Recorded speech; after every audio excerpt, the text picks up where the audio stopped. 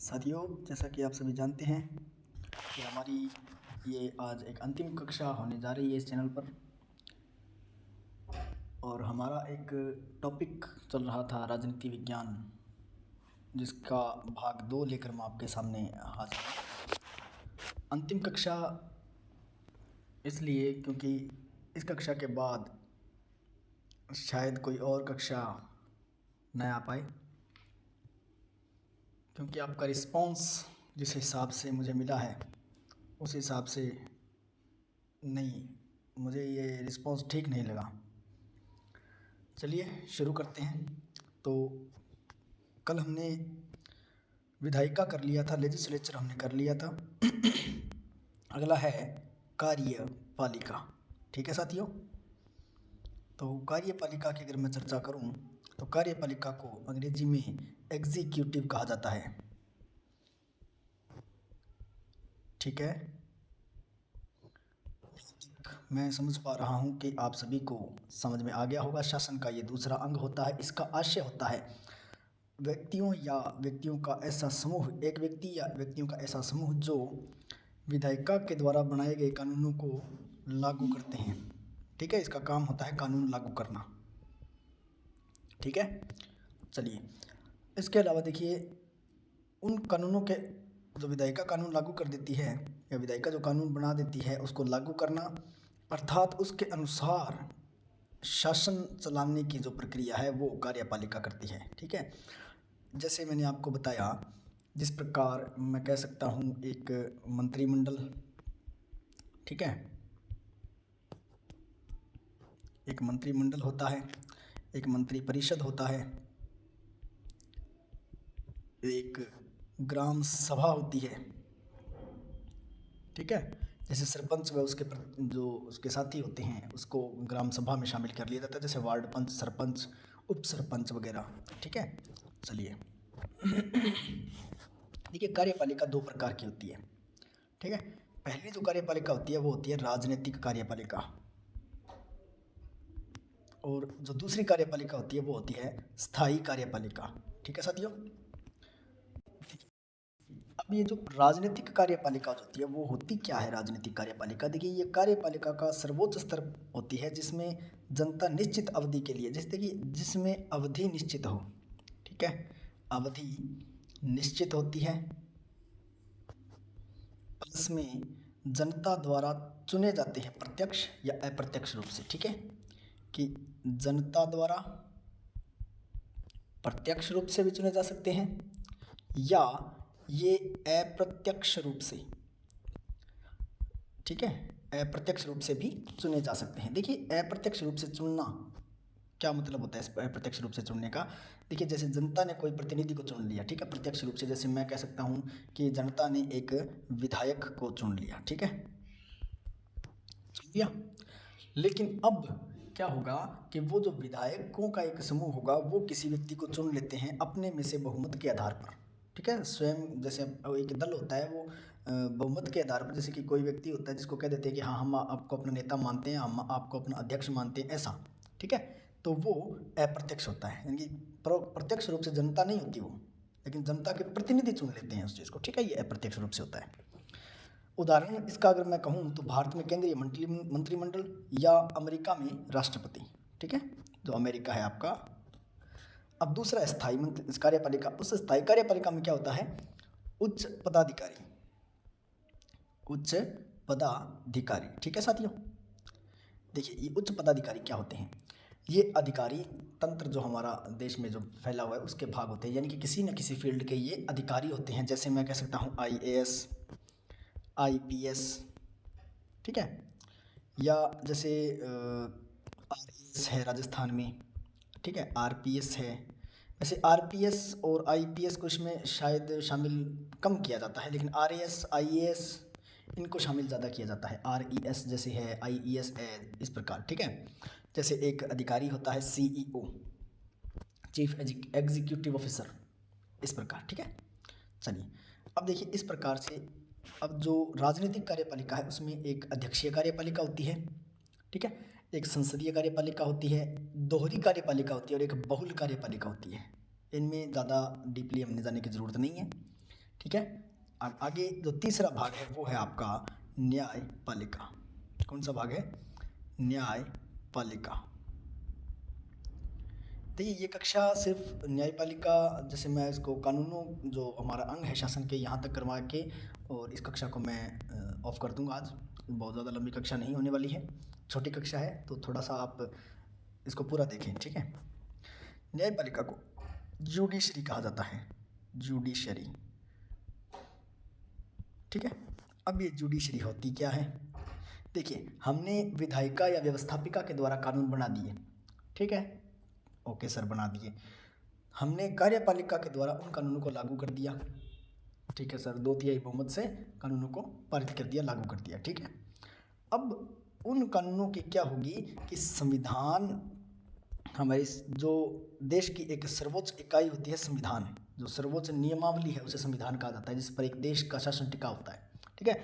अब अगर संविधान में लिखे गए अनुच्छेदों या संविधान के नियमों या कायदों का उल्लंघन होता है, ठीक है, उल्लंघन होता है, जैसे कार्यपालिका है वो किसी भी नागरिक के नियमों का या किसी भी नागरिक के अधिकारों का उल्लंघन करेगी, ठीक है। उन्होंने ऐसे कानून बना दिए, किया ऐसे कोई कानून बना दिए जिससे कि जो नागरिक हैं उनके अधिकारों का उल्लंघन हो रहा है, ठीक है। तो इससे बचने के लिए या इस पर कार्रवाई के लिए हमने एक न्यायपालिका को जन्म दिया, ठीक है। हमारे संविधान में उल्लेख किया गया न्यायपालिका का, जो क्या होती है, स्वतंत्र होती है। न्यायपालिका बिल्कुल स्वतंत्र रहेगी, न्यायपालिका पर किसी प्रकार का कोई दबाव नहीं रहेगा। यहाँ तक कि आप जानते हैं कि राष्ट्रपति तक न्यायपालिका पर कोई भी अपना फैसला नहीं सुना सकते। हाँ ये कर सकते हैं कि अगर हमारे देश के सर्वोच्च न्यायालय ने कोई फैसला दे दिया तो राष्ट्रपति उसको पुनर्विचारण कर सकते हैं, या जैसे एक मौत का फैसला जो होता है वो केवल राष्ट्रपति के पास वो पावर होती है कि वो मौत के फैसले को उसकी सज़ा में बदल दे, कम सज़ा में बदल दे, इस प्रकार की मृत्युदंड न मिले उसको, ठीक है। अगर राष्ट्रपति को ये लगे कि हाँ नहीं ऐसा नहीं होना चाहिए तो ही करेगा, अन्यथा नहीं, ठीक है साथियों। चलिए तो आगे देखिए, न्यायपालिका जो है वो तीसरा अंग है, देखिए किस प्रकार की है, किस प्रकार की है। देखिए अब न्यायपालिका जो है इसके कानून कई बार क्या होते हैं कि जो जैसे सपोज कीजिए विधायिका के समान, ये लगभग विधायिका के समान होती है, ये लगभग विधायिका के समान, ठीक है। जैसे कानून इतने जटिल और अस्पष्ट होते हैं कि न्यायपालिका को मौखिक व्याख्या करनी पड़ती है, मौखिक व्याख्या करनी पड़ती है, बिल्कुल करनी पड़ेगी। ये व्याख्याएं स्वतः कानून का दर्जा प्राप्त कर लेती है। जैसे न्यायपालिका ने कोई कानून, जैसे मतलब सपोज कीजिए सुप्रीम कोर्ट ने कोई फैसला सुनाया, ठीक है, तो वो क्या होता है कि इस प्रकार इतना सुस्पष्ट वो हो जाता है या इतना मतलब विस्तार से वो सुना देते हैं कि उसको क्या बना दिया जाता है एक कानून की। हाँ जब भी कोई उस मुद्दे पर दोबारा विवाद होता है तो कहते हैं सर्वोच्च न्यायालय ने ऐसा ऐसा बोला है, उसमें आप देख लीजिए, ठीक है। इस प्रकार जिन्हें न्यायाधीश निर्मित कानून या निर्णय कानून कहा जाता है, इन कानूनों को क्या जाता है, निर्णय कानून, इनको निर्णय कानून कहा जाता है, ठीक है। ये अस्थायी और स्थायी दोनों प्रकार के हो सकते हैं, ठीक है। न्यायपालिका की शक्तियां इस आधार पर तय होती है कि शासन का स्वरूप कैसा है, ठीक है। साधारणतः क्या होता है कि एकात्मक शासन प्रणाली में न्यायपालिका कमजोर होती है और संसद की शक्ति बहुत अधिक होती है, परंतु संघात्मक प्रणाली में न्यायपालिका की शक्ति हमेशा अधिक होती है। देखिए एकात्मक और एक होता है संघात्मक, ठीक है। अब एकात्मक क्या होता है, जिसमें केवल एक सरकार हो, यानी कि कैसे केंद्र सरकार है, सब पर एक ही शासन चलेगा, ठीक है, यानी कि सब पर समान शासन, एक ही शासन, कोई राज्यों की कोई भूमिका नहीं है। संघात्मक, संघ यानी हमारे देखिए संविधान, जो संविधान है उसके पहले अनुच्छेद में क्या कहा गया है कि भारत राज्यों का संघ होगा, यानी कि प्रत्येक राज्य में अलग अलग अपने हिसाब से हो सकते हैं, नियम हो सकते हैं, ठीक है। उदाहरण के लिए जैसे मैं कह सकता हूँ कि राजस्थान है, राजस्थान और पंजाब जो राज्य हैं, या राजस्थान और केरल राज्य की मैं बात कर सकता हूँ, या जम्मू कश्मीर और केरल राज्य की मैं बात कर सकता हूँ। जैसे आपने सुना होगा धारा 370, ठीक है। उस प्रकार समझ में आ गई बात कि दो राज्यों की भौगोलिक, सामाजिक, आर्थिक, राजनीतिक, इन सभी जो मतलब कह सकते हैं कि व्यथाओं को देखते हुए या उन सब को समस्याओं को देखते हुए जो कानून बनाए जाते हैं वो दो राज्यों में अलग अलग पृथक हो सकते हैं, ठीक है। चलिए अब देखिए आगे थोड़ा सा और चलते हैं। इसके कानूनों के प्रकार भी होते हैं। जो कानून बनाए जाते हैं इनके बहुत से प्रकार पाए जाते हैं, जिनमें देखिए एक तो सकारात्मक कानून होता है, एक प्राकृतिक कानून होता है, ठीक है, एक लोक विधि होती है और एक ईश्वरीय विधि होती है।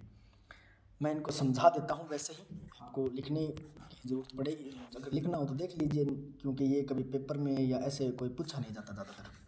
सकारात्मक विधि क्या होती है? व्यक्तियों का एक निश्चित समूह द्वारा बनाया जाने वाला कानून। इनकी एक समूह है जिसमें बहुत सारे व्यक्ति रहते हैं, इन्होंने अपने समूह के लिए कानून बना दिया, ठीक है।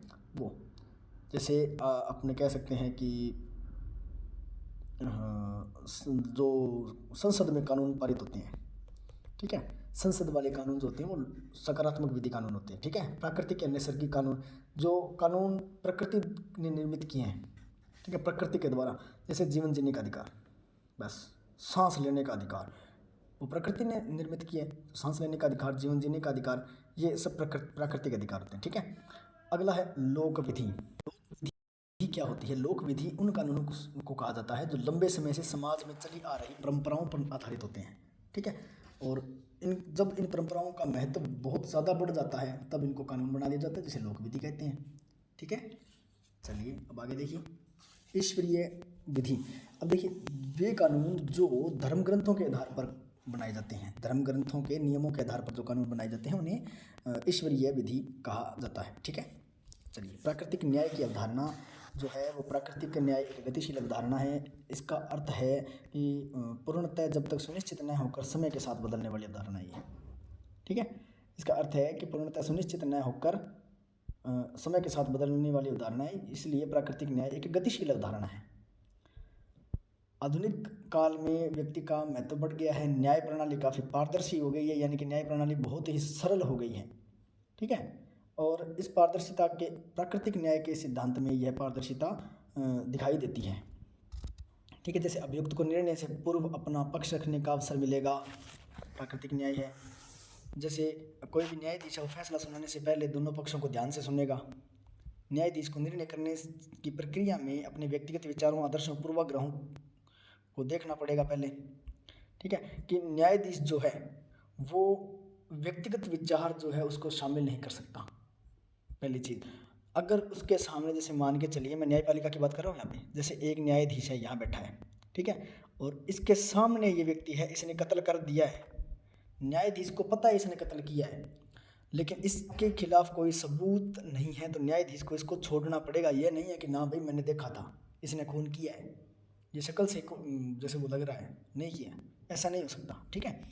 अपने पूर्वाग्रह, अपने आदर्श, उनको थैले में डालना पड़ेगा उसको, क्योंकि वो जो न्याय होता है वो सबूत और गवाहों के मद्देनजर रखते हुए किया जाता है, ठीक है। और देखिए किसी भी व्यक्ति को स्वयं के खिलाफ गवाही देने के लिए बाध्य नहीं किया जा सकता। क्लियर है यहाँ तक, ठीक है। चलिए अब देखिए यहाँ तक हमने बहुत कुछ पढ़ा। ये जो है वो हमारी संविधान के शासन के जो अंग थे वो होते हैं। अब इसके बाद में अगर मैं करना चाहता तो अब एक टॉपिक, अगर कोई भी बच्चा करना चाहे, सबसे पहली चीज़ें करना चाहे, ठीक है, अगर करना चाहे तो मेरी इच्छा है मैं संविधान की जो अनुच्छेद हैं उनके बारे में बहुत कुछ बताना चाहता हूँ, या बहुत कुछ मैं संविधान के अनुच्छेदों के बारे में, संविधान की व्याख्या करना चाहूँगा, या संविधान के ऊपर जो कक्षाएं बनती हैं, संविधान के जो 22 भाग 12 अनुसूचियाँ, 395, 396 या 420 या 450 जो अनुच्छेद हैं उन पर चर्चा मैं अपने आप कर लूँगा। अगर कोई बच्चा है जो संविधान या राजनीति विज्ञान से संबंध रखना चाहता है, देखिए अब ये कक्षा मेरी अंतिम कक्षा थी, ठीक है, लेकिन अगर कोई बच्चा है जो राजनीति विज्ञान या किसी एक विषय में बहुत ही उत्तम तरीके से तैयारी करना चाहता है, ठीक है, और जिसको ये लगता है कि हाँ भी मुझे इसकी समझ में आ रही है ये क्या कहना चाहता है, या इस जो व्यक्ति है, या जो मैं खुद की बात कर रहा हूँ, कि अगर कोई बच्चे को लगता है कि मुझे इसकी बातें समझ में आती है या इसका पढ़ाया हुआ मुझे समझ में आता है, तो वो बच्चा मुझे कमेंट के माध्यम से बताए, ठीक है।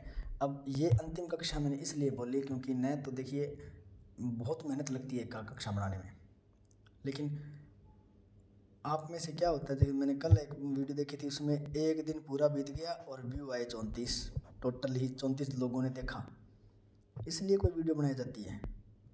नहीं। ये काम की चीज़ें हैं, ये बहुत ही इम्पोर्टेंट चीज़ें हैं, ये आपके काम आएंगी अगर आप इसको ध्यान से सीरियस होकर अगर देखें। मेरा कोई लॉस नहीं है, न मेरा कोई फ़ायदा होने वाला है, ठीक है। चलिए, अब अगर कोई पढ़ना चाहे तो वो मेरे को कमेंट में बता देना, नहीं तो मैं स्क्रीन पर आपको ये लीजिए, मैं अपने, हाँ एक बात और, मैं यहाँ पर अपने नंबर दे रहा हूँ, लेकिन इसमें कोई भी किसी प्रकार के हेलो आए के मैसेज नहीं भेजेगा, ठीक है। केवल अपना ओपिनियन की इस कक्षा में, मतलब इस जो टॉपिक है इसकी कक्षाएं होनी चाहिए, टॉपिक मुझे बताया जाना चाहिए, ठीक है। उसके हिसाब से देखेंगे कि आगे क्लास बनेगी या नहीं बनेगी, वो बात की बातें हैं, ठीक है। चलिए, तो नंबर आप नोट कर लीजिएगा। किसी भी प्रकार से देखिए, रात को 6 बजे या 7 बजे के बाद में कोई फ़ोन या मैसेज, चलो फ़ोन नहीं करना पड़ेगा, मैसेज ज़रूर कर देना आप अगर हो सके तो। सुबह 9 बजे से पहले और रात को 7 बजे के बाद या 7 बजे तक। 7 बजे के बाद जैसे अगर 6:59 पर भी कर दिया तो भी मैं नहीं उठाऊँगा नहीं भी, ठीक है। ये मेरे दूरभाष यंत्र के नंबर हैं, ठीक है। चलिए, आज की कक्षा बहुत मतलब छोटी थी, मेरे को थोड़ा इतना वो आनंद नहीं आया। इसी के साथ मैं इस कक्षा को यहीं विराम देता हूँ। आप सभी अपने अध्ययन में मशगूल रहिए। जय हिंद, जय भारत।